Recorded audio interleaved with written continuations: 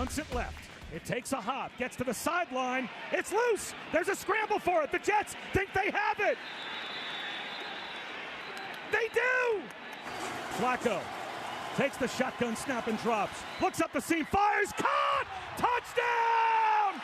Garrett Wilson scores! What an improbable way for the Jets to get their first win of the 2022 regular season. Final score from Cleveland: Jets 31, Cleveland Browns 30. Welcome into Jets Overtime, presented by SiriusXM. Ethan Greenberg, Quincy Enunwa here in studio. Let's bring in Anthony Becht, as always, for Jets Overtime. We're going to hear from Eric Allen and Caroline Hendershot momentarily. But AB, what a way for the Jets to get their first win of the 2022 season. Yeah, guys, pretty remarkable, right? I mean, the game's never truly over until the clock hits zero, and that was really what epitomized the Jets today. Just great job fighting throughout the entire game.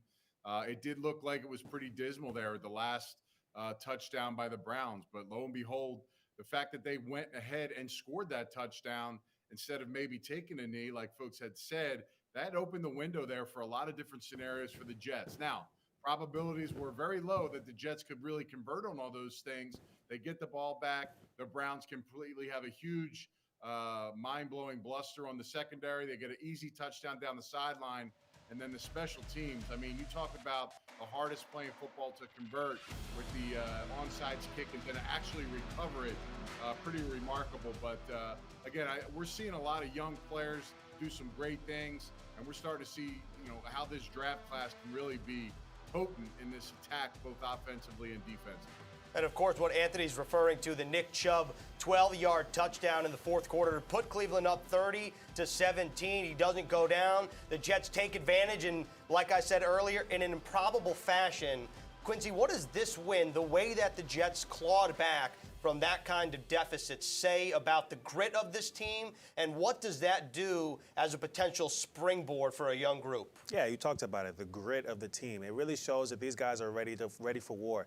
I said it before, these guys, they did so well in the preseason, finishing strong, but it wasn't the starters. So to see them carry that over, last week was kind of one of those games where they just couldn't get it going, but this week they really showed that they have that fight in the fourth quarter to bring it to the end, and they did that this game. All right, let's take a look at some of the numbers as the Jets took down the Cleveland Browns. Total yards, the Jets 3 yards shy from the Cleveland Browns mark of 405, but the passing yards right there, you see it. Joe Flacco and company, 309 yards. That's back-to-back games of over 300 yards. The Jets didn't really have a lot of rushing yards. The big number here, a big difference, is the third down number. Last week, the Jets went 2 of 14, 14% on third down compared to 8 of 15, 53% just a couple hours ago.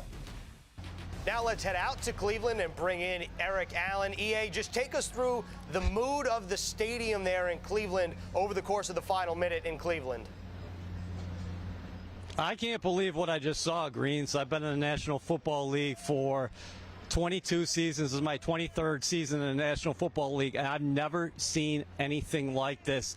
When I came down from the press box, the Browns, it looked like it cemented this game at 30-17, and the crowd was in a celebratory mood. The Browns were going to go to 2-0 for the first time since 1993. Jets got the ball back, and all of a sudden, we watched it unfold.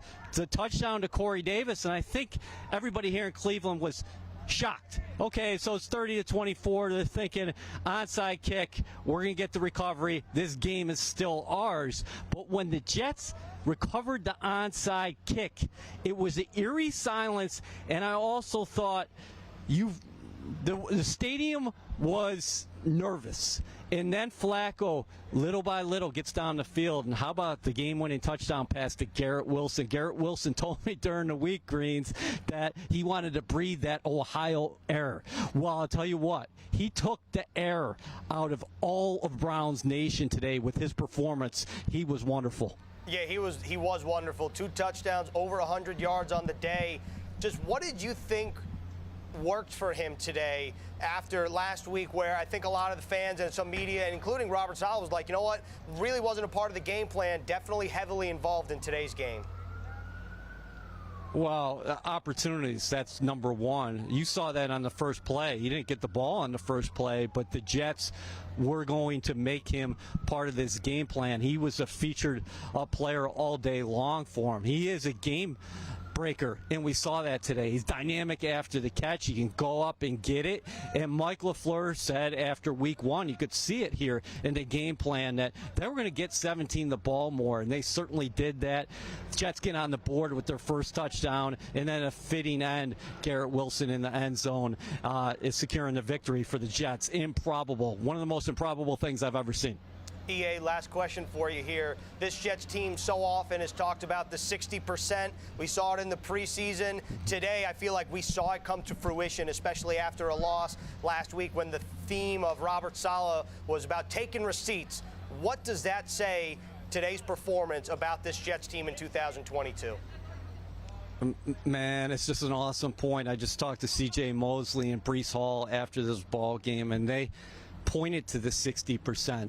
The Navy SEALs adage that Robert Saleh said to the players, okay, you have to take yourself to a dark place. The Jets took themselves to a dark place today, and now they are seeing the light. And I'll tell you what, when they were coming off the field, everybody in the organization was celebrating the victory, and there were a lot of green and white fans who came down, and it was something else. And you're hoping this is a springboard for things to come. The young Jets developing in front of our eyes. And how about Joe Flacco today? Wow, the wily vet, when you needed him, he came through. 1-1. 17 games, as we all know, but this should be a jumping off point for the Jets here in 2022.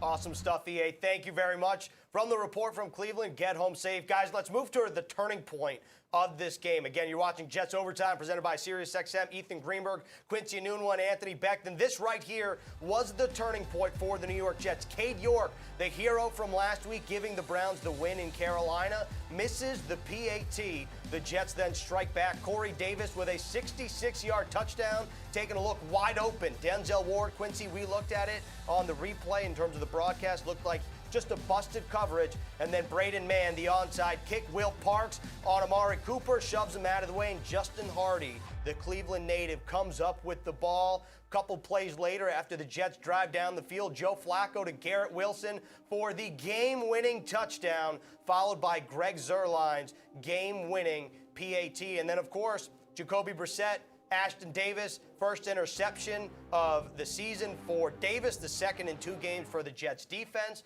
So that right there is the turning point, starting with Cade York's missed PAT. Quincy, let's start with the Corey Davis 66-yard touchdown. How important was that from a momentum perspective? It might sound like a silly one, but if you're the Browns defense, like, what's the teaching point when you're going into that possession? Yeah. I think the Jets called that play at the right time. Regardless of whether or not the Browns made a bust, they had been throwing that out all game. You saw 2 catches to Elijah Moore. Then you saw 1 catch to, I think Garrett Wilson had one. So to run that out and up right there was perfect timing. You know, I think regardless of whether or not they busted, they would have jumped on that route because we had thrown it so many times. So at that point right there, it was just a great call. Anthony Beck, you've been in the NFL a long time, covering the league a long time. In terms of onside kicks, how improbable is what happened today just a couple hours ago? I got to be honest with you. I hate onside kicks. I hate trying to be on the side. Quincy knows this, trying to catch this ball. Man. And you got these kickers doing these funky kind of kicks. And I'll tell you, these funky kicks that you see, the way they place it on the tee and the way they spin it and kick it and pop it, I mean, rarely do you ever get the perfect scenario to happen. But, you know, went out there and executed it perfectly. Not only that, you know, he was going to kick it to the right side initially. The Browns called timeout. Then he swings it back and goes the other way. So just to have all that kind of stuff swirling in your mind. And then Will Parks, I mean, that ball was about to go out of bounds. And I think you saw Amari Cooper try to really swipe at it to push it out. And Parks got a full arm on that ball, prevented it from going there, rolled under the receiver, and he was able to tuck it away and preserve it. Just an amazing course of events there. And the fact, you know, Quincy talked about the Browns getting themselves into that situation is a head scratcher for me, just because of the situations that happened prior to that. But it all led to an excellent opportunity for the Jets to take advantage of it, and they did. Quincy, in terms of Amari Cooper, Like, that's a Pro Bowl receiver there on the onside unit. Obviously didn't come up with that. One, are you surprised by that? Two, what kind of mindset or what do you have to do as a receiver there? And from Will Parks' perspective, what does he need to do that allowed him to get the ball, or for Justin Hardy to get the ball? Right. You talked about it. Amari Cooper is a Pro Bowl receiver. That's the guy that you want in that position. But I say this every time, man. Kickers and punters are magicians out there. The things they can do with the ball is just – it's so hard to really judge what's going to happen. So especially when that ball's spinning like it was on the ground, it's difficult to know where it's going to land. You really got to go attack it. And I think that's one thing that he might have been able to do differently is go attack that ball. But, hey, the Jets made a great play, and that's why the Jets won. And, of course, Amari Cooper had 9 catches, 101 yards, and a score today against the Jets in the Cleveland Browns loss. The New York Jets win. The Browns 1-1. The Jets 1-1. Anthony, one more point on the turning point. That last drive that Joe Flacco orchestrated. Again, he threw for 307 yards and 4 touchdowns. We're going to break his performance down in a bit. What impressed you the most on that drive, not having any timeouts and executing the way that he did? Well, I think, most importantly, he's been in those situations before. Not a lot of quarterbacks, especially the youth around the league. Zach hasn't gotten a lot of those chances. So, he's been there, done that. So he was ready for the moment. You see Garrett Wilson catching that touchdown. Fellas, we talked about it last week. I was pretty adamant about him not being on the field every snap. I put it out on Twitter. This guy is a true WR1, right? Mm-hmm. This guy is a legit sort of guy that could be in the same world as Justin Jefferson, Jamar Chase. I truly believe that. This is the momentum now you push to really get him over the top. Yeah, he had a drop in the game, but I embraced the fact that he had that drop because it just showed the maturity and the mentals to come back and be the dude. Had big 2 catches after that, obviously the game-winning touchdown. But, I just think for this football team to go out there in that final drive, it's not easy to score touchdowns. It's not easy to pass against defenses and get it done and seal the deal. The Browns left the door open, and the Jets took advantage of it. And I do believe that Joe Flacco went over 30 passes today, which will mean something. Yeah, he did, Anthony. Thank you very much for bringing that up. If it's a Jets win, I don't care because I'm all in on a Jets win. That last drive, though, 9 plays, 53 yards, just took 1 minute for the New York Jets to drive down the field. Joe Flacco to Garrett Wilson. And speaking of Garrett Wilson, the rookie, the number 10 overall selection, he caught up with Caroline Hendershot after the game. Here with wide receiver Garrett Wilson. Garrett, explain what just happened. You guys were down 30-17. I mean, what just happened was special. We were the only ones that thought we could do this. But we was the only ones, out here that thought we was going to do this right now, especially when it went 30-17. So that's a great team we just beat, and we pulled through, and I'm just excited. I'm excited. What'd you see on that touchdown? How did you get open? Honestly, I couldn't believe it. I couldn't believe that, they left the middle open a little bit. I just wanted to get in there as soon as possible. So make a play. Joe saw me. Joe was special today, and it was just a special environment out here. How big is this, not only for you, your first NFL career win, but for the Jets as a whole? I mean, this is huge. We come down to Cleveland and, beat a really good NFL team. And this is huge for us. Like I said, it's not many people that believe in us besides us right now. So, we're just trying to come out here every week and do what we do and prove the world wrong. So we're just excited. I know you had a lot of family here. Grew up, was born, went to college just 2 hours from here. How special was it to put on a performance like you did tonight in front of all of them? The air here is different. I said that all throughout the week. And I came in expecting to make some plays. And I'm blessed. I'm blessed. And I have my family here, and I'm just so blessed, excited. Awesome. Thank you so much, Garrett. Yeah, appreciate it. Garrett Wilson, the man of the hour. There you have it. 8 catches, 102 yards, 2 touchdowns, all led the team. And he had a tremendous day in a place that he once called home. And you know what? This is a big springboard for Garrett Wilson moving on into week 3. And, of course, he started the Jets with a touchdown, and then he gets the game winner. Quincy, the star of the day, wide receiver, much the music to your ears. Garrett Wilson, 8 catches, 102 yards, 2 touchdowns. Let's take a look at both of his touchdowns. All right, so let's go to the board right here, man. You love to see this right here. We got Garrett Wilson at the bottom. Now, right off the bat, we're looking at this defense, and it looks like it might be a cover 0 look. They send Elijah Moore in motion. He's going across the field to just see, okay, does this guy follow? And we are confirmed that that's what's going on. So it's one-on-one, Garrett Wilson versus the rookie on the other side, rookie-on-rookie crime. Now, one thing we know right now is Garrett Wilson has all of this space here and all of this space here. So what we're going to hope that he does is make sure he creates as much space as possible because this guy doesn't know which way he can go. He has a two-way go. So off the bat, he does a great inside move, and look at the separation. Now, all he has to do now is race to the end zone. Joe Flacco's got to put a good ball out there. Here it goes. Great. Now let's watch the backside real quick. This is what I love to see, right? The knowledge, the awareness to know that, okay, I have all this space and I have to be patient. Don't run straight out there. Make sure you give this guy a good move. So he has a good inside move and a stick. Now look, he jumps out there because he knows I got to protect this. Garrett Wilson knows that too. But he does a great move and runs all the way to the back. Touchdown Jets. Now we're going to this second play right here. This is a great play by Joe Flacco. Now, a lot of people think, okay, it was a great play by Garrett Wilson, but if you look at this off the bat, it looks like a cover 2 shell.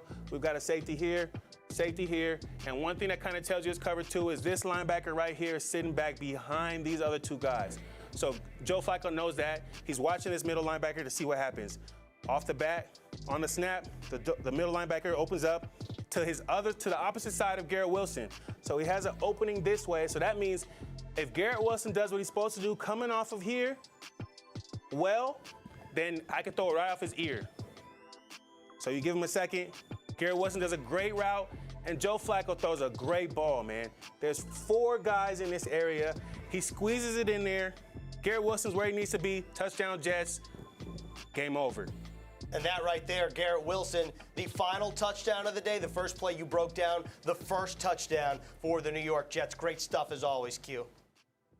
It's still amazing to me that Garrett Wilson and what the New York Jets did to get their first win of the season. Taking a look at the upcoming schedule, the Jets welcome in the Cincinnati Bengals, the AFC champions. Of course, the Jets beat the Bengals last year at MetLife Stadium. You got to get your tickets for that one. Not only will it be a great atmosphere, Nick Mangold is getting inducted into the Ring of Honor. And, of course, for Pregame Central next week, we're all going to be on the tailgate zone, bringing it home. And you know what? Just real quick, Cincinnati right now, they're down 14-3, the Bengals are, in Dallas. Anthony and Quincy. First, Anthony, that's a little surprising. I know this is a Jets overtime show. We're going to break down the Jets, but the Bengals, it's hard not to see that, taking on a Dak Prescott-less Cowboys team, and they're not winning right now, Anthony. Well, I say this a lot. You know, nothing you did the year before promised you anything the year after. And that's something with the Bengals. Joe Burrow didn't take any snaps, had a little bit of that appendix situation, wasn't able to really get going, and he's been a little slow starting the season. And quite frankly, a lot hasn't changed up front for them in the offensive line.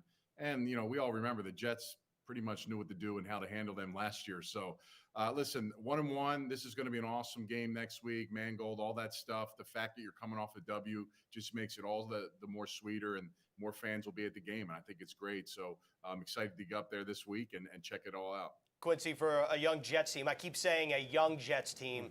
When this team starts to get confidence, like today, you have a thrilling 1-point victory, come from behind fashion. The next week, you welcome in the AFC champions. You beat them last year. You're riding high. You got confidence. What does that do? How does that infuse a locker room moving on into week 3? Yeah, I think it's going to be a huge confidence booster. I think those guys are riding high right now, just like you said. I think you look at Garrett Wilson, he had a drop in the middle of the game, towards the end of the game, but then he came back and scored a touchdown. So that kind of spreads across the whole locker room. You're going to see a lot of guys really puffing up their chests, really feeling good about this week, but I think it's important to stay even, right? Because ultimately you have 17 games in this season. You got to stay even because you don't want to get too high one week and too low one week.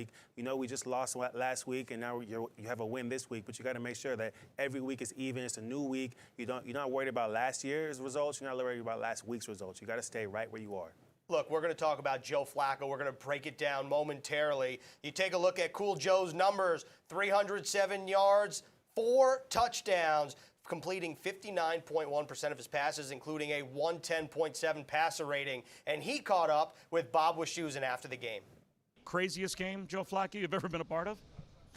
I don't know if I can put that title on it, but it's up there for sure. And there was 22 seconds left. I mean, so as much as you want to freak out and kind of assume you have victory at that point, that's a lot of time. They had a timeout. Obviously, you can see he scrambled for a pretty long play on the first down. So I was still, you know, you can become a fan at that point, and you become very nervous. So it obviously, when you come out on top, it adds to the excitement. It was a wild one for sure. It sounded like a pretty good freak out, though, in that locker room once the team got back in there. What'd Coach say, and what was that celebration like? Well, they're giving up their first-class seats on the plane, so that was one of the things he said. To the broadcasters? Yeah, maybe. Yeah, I think he's just obviously super proud of his guys right now, and I think we all are. We're all proud of each other. That's who we do it for. We do it for the guy next to us, and this is a big victory for a team like ours. You got 3 total touchdowns today from 2 rookies, Garrett Wilson, Brees Hall. Marty Lyons said this at the end of the game, and I thought it was a good way to put it, that, I mean, you've been through the wars. This is a young football team, though, and he said they grew up today. Did you feel that? For sure. I mean, listen, those guys don't blink anyway. I think a lot of the times you're looking for the outcome to be in our favor before you can say those kind of things. You're obviously not going to say those things about young guys when we're not winning games, but the honest to God truth is the fact is that you can see it in their eyes from the very first day they walked in here. So I think this is just, it kind of gives, that's why winning is so big. It allows these things to kind of be confirmed, and you got to love it. Go enjoy it with your teammates. Thanks. Thank you. All right, great stuff from Bob Wischusen and Joe Flacco. Again, there you have it. Flacco's Week 2 numbers, 307 yards back-to-back weeks. That Flacco has gone over 300, 4 touchdowns, 110.7 rating. Joe Flacco now 18-3 against the Cleveland Browns and 10-1 when playing at Cleveland. Quincy, let's talk about Joe Flacco, not in terms of his performance, but really what he just said. When the Browns have 22 seconds left on the clock, we see Jacoby Brissett run up the left side, run out of bounds. We're thinking, wow, that's like a pretty decent game. They're in striking zone with 1 timeout left. What's going through your mind, and how impressed were you with the way that the Jets closed out this game?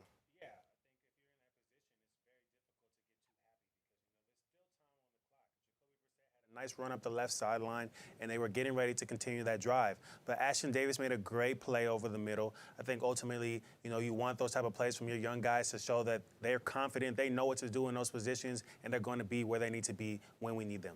All right, Anthony Beck, Joe Flacco, clearly back-to-back weeks going over 300 yards. We've talked about that.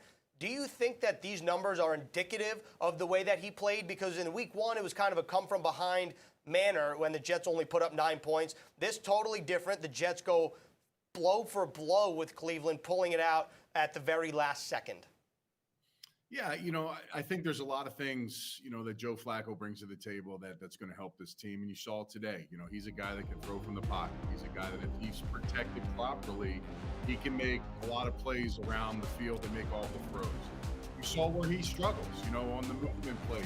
3rd and short was not particularly impressive for the Jets today. And a lot of that was some play action where he, kind of did a little fake, rolled out. That's just not his game right now. So those are little things there. But you see all these throws that he made. He's not going to miss the open target.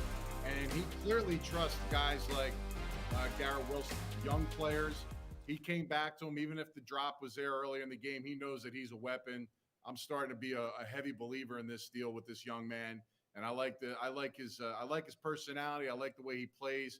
This kid's been in a lot bigger games than the Jets have been in the last couple of years at Ohio State, so he knows what it's like to play in the big moment. Similar to Brees Hall, this guy was basically the guy. Everybody had a target on his back every week for 2 years in college. So it's nice to have those kind of guys, and they took a huge step and grew today. Anthony, just want to follow up with you on this. The Jets on 3rd down last week, 2 of 14, just 14%. Today, 8 of 15, 53%. What does that say about the growth of this team in such a short span? Well, big picture, it's great. That's a great percentage. The things that stick out to me are the easy ones, right? The 3rd and 1, the 3rd and 2s. Those are the examples of where this team has to convert. I mean, you have a good interior line. You got good backs. You got tight ends that can catch the ball. There's no reason why you should fall short. They needed a fake punt to get and convert a 4th down on a 3rd and short that they missed a second time. So, again, you always got things you can clean up and get better at, even in a win. I think that's going to be pretty evident in this game as well. And then defensively, I think the challenge obviously was going to be there against this running game. I really thought that in the 4th quarter, you could see that the Browns have really worn down the Jets defense up front. And I mean, some of the blocking that I saw against the defense, that was pretty impressive by the Browns. But again, total team effort. They needed all 3 phases. When you get all 3 phases to play and bring their game and be special in some moments like the special teams did, then obviously you're going to get yourself in a good position to win. You make a great point about the Browns' rushing attack. That was always going to be the focus of this Jets defensive front. After allowing 63 yards to the Baltimore Ravens, Nick Chubb had 87 and 3 touchdowns. Nick Chubb only ran for 30 yards in the first half, 37 yards through the first 3 quarters, which means that those last 50 all came in the final frame. But Quincy, let me ask you this. Joe Flacco and this Jets offense, obviously, you take a win any way you can get them in the NFL. But this is not the recipe for success the way that the Jets won this game. What is the recipe for success moving forward after watching the first 2 games and welcoming in the AFC champions next week? Yeah, I think obviously you got to really give the ball to these great backs that they have in the backfield, right? If you want to, you really want Breece Hall to get going. You want Michael Carter to get going. Those guys had some good runs this week, but you want to see them continue to get going throughout the third quarter, throughout the fourth quarter, really driving and breaking down the defensive side, really getting those guys tired on the other side, so then you can start throwing it over their head. I think right now it's great that we're able to throw the ball as many times as they can, but ultimately you really want to kind of have more of a balanced attack. All right, so let's move on to our report cards. Anthony, we're going to start with you. Where are you going for the Jets offense in terms of a report card grade? Coach Becht. Yeah. Yeah, Coach Becht. Well, I got to be tough. Some of those things that obviously I spoke on are going to be important moving forward for this team, and there's room for improvement. But the finish was awesome. I believe I gave him a B+ on offense. That was critical for them, and to finish the game and have the opportunity to take care of business with the ball in your hand at the end speaks volumes. So a lot of areas they can improve. Clearly, those converting and those short yardage plays, those are going to be critical come throughout the season. Games are won and lost in those inches, those yard or less plays, and if they get better there, they can be even more special and continue to pile up some more wins. All right, Anthony, we're taking a look at your report card right there. The defense is C-. What do you want to see them improve on in week 3?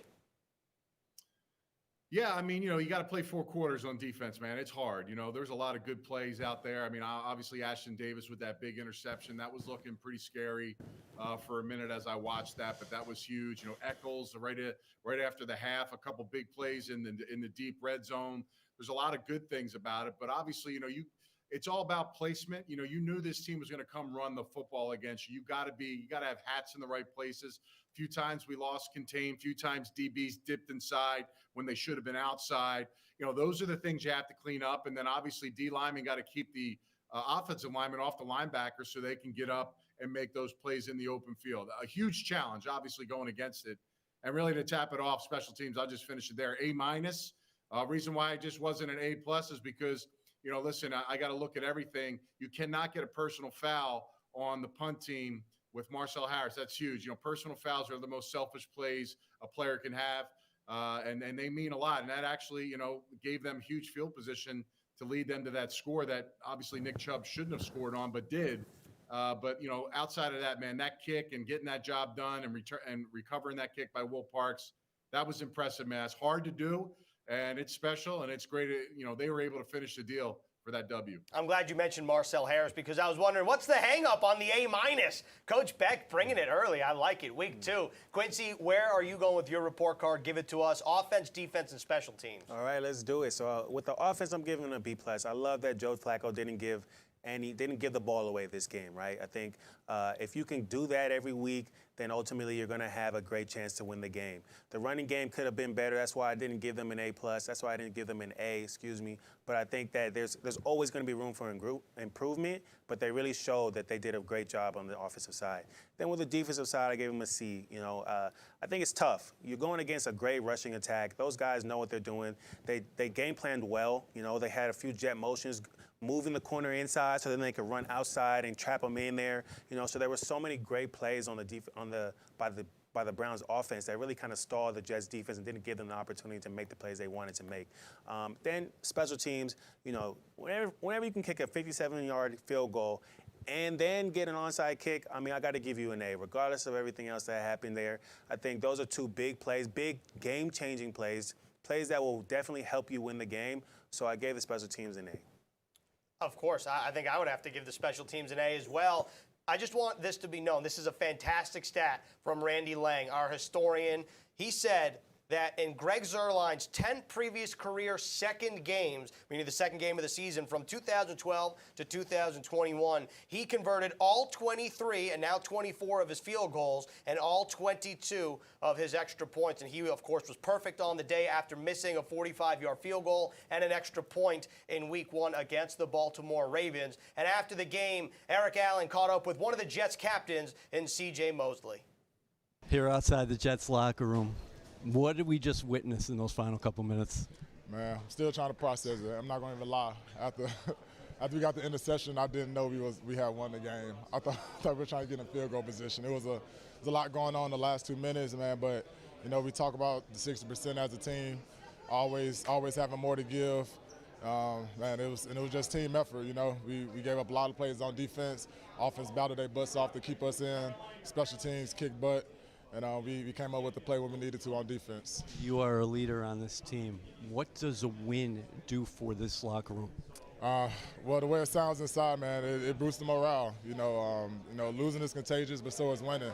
And I hope after today, we can all see what we're capable of. And honestly, these past 2 games, we haven't played the best complementary football. So, once we can all click it together, offense, defense, special teams, and we're gonna be one of those teams that you gotta come see. And that's just the mindset we gotta have, and that's the mindset that we're gonna have every time we step on the field. Can you take me through the range of emotions? It's 30-17. They score.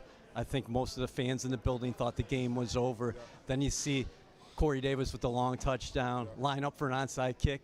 You rarely get those, but you guys recover, and then Joe Flacco takes it right down the field, and it culminates the drive with that game winner to Garrett Wilson. Man, great players step up at great times, and everybody did what they had to do to get to where we got, these last few minutes. But you think about, the field goal unit kicking that big 50, 40-yard field goal, whatever it was.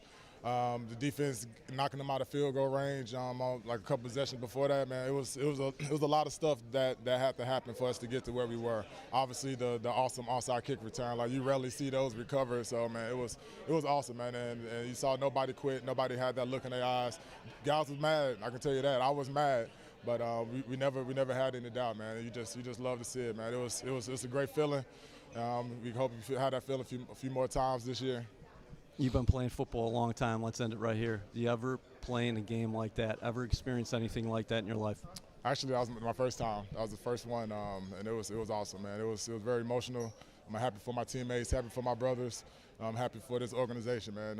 If anybody deserves it, we deserve it. We've been through a lot of crap the past few years since I've been here and before that. So nobody's been there to see us through the bad stuff, so nobody's going to be there to see us through the good stuff except for us. CJ, appreciate your time. Congrats. Thank you. Always great to hear from the captain, C.J. Mosley. Again, you're watching Jets Overtime presented by SiriusXM. Ethan Greenberg, Quincy Enunwa. Of course, let's bring back in Anthony Becht. AB, let me ask you this. Same question that EA asked C.J. Mosley. Have you ever been a part of a game that just happened in Cleveland?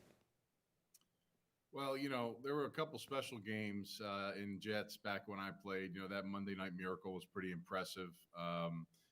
Listen, that was something that, quite frankly, I mean, I'm not going to lie to you. As I watched that game, I'm thinking to myself, man, it's going to be tough.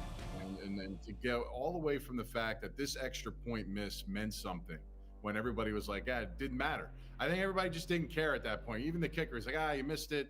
All right, no big deal. And then all of a sudden, you put yourself in a situation where you make mistakes. This is why the Browns aren't 2-0 right now. You have blunders like this at the end of the game, it costs you. We've seen this on our side over the years. Well, you don't make those blunders, you don't pay those consequences, and then getting on the special teams here and making this kick, just a huge, again, shout out to man, just unbelievable. And this is the guy right here. This is the guy I think that's going to change the franchise as far as a receiver is concerned. Quincy was, a great receiver for the Jets. He knows, he sees what special receivers look like. This kid's got a chance now. And I know it's early, but, you just got that feeling. You get the sense. When you watch him run routes in preseason and when he comes out of his breaks and he catches the ball, defenders aren't there. He's not trying to go fight for the football. He's open. Well, that means something. It's hard to do that. Separate yourself from defenders. I don't really see anybody really tackling around this guy when he catches the ball. He's got space. He comes out of his routes crisp. He catches the ball really well, really well. I don't care about the drop today. This kid's got great hands, and he's got a lot of confidence. He believes in his ability, and he shows you signs that he will be great. Not that he can, he will. Today is a small piece of it. Hopefully, as the season goes by and the years go on, we'll go back and say, wow, we saw that, week 2 of his rookie year. We knew right there he was going to be a stud. And, of course, Garrett Wilson, the number 10 overall selection out of Ohio State. He has a career game. Just 2 games, however, but, of course, it comes in the Buckeye State, and Garrett Wilson's a big play waiting to happen. He had 5 plays of over 50 yards last season in Columbus, over 1,000 yards, 12 touchdowns. This is how we're going to wrap this up, guys. We're going to do a game ball, and I think that Anthony and myself, I think we just kind of stole Quincy, so we're going to start right there with Quincy's game ball, but I think we all know where he's going with this one. Oh, well, I got to surprise you here. Really? I was going to go Garrett Wilson, but I think we got to go with a quarterback here, man. Joe Flacco, he got a lot of flack last week, right?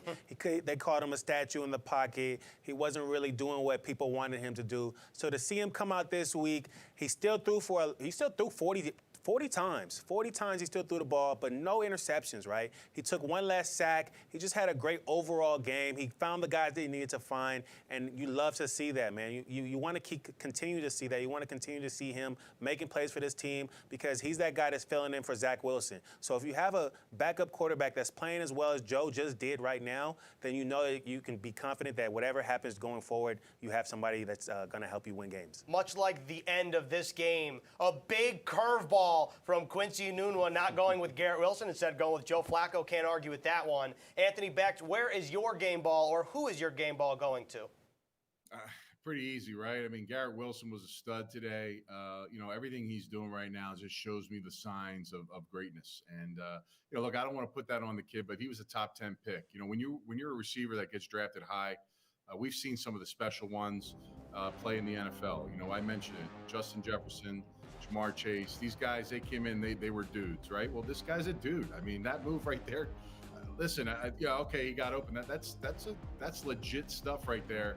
And just have the presence, the wherewithal, bending that a little bit deeper, another yard or 2, Quincy's going to tell you, that may not have been there. It may have got defended by the safety. So the spacing, everything about it, he gets a game ball for me. I like to give him one every game moving forward. So hopefully he can continue this run, but today was special for him.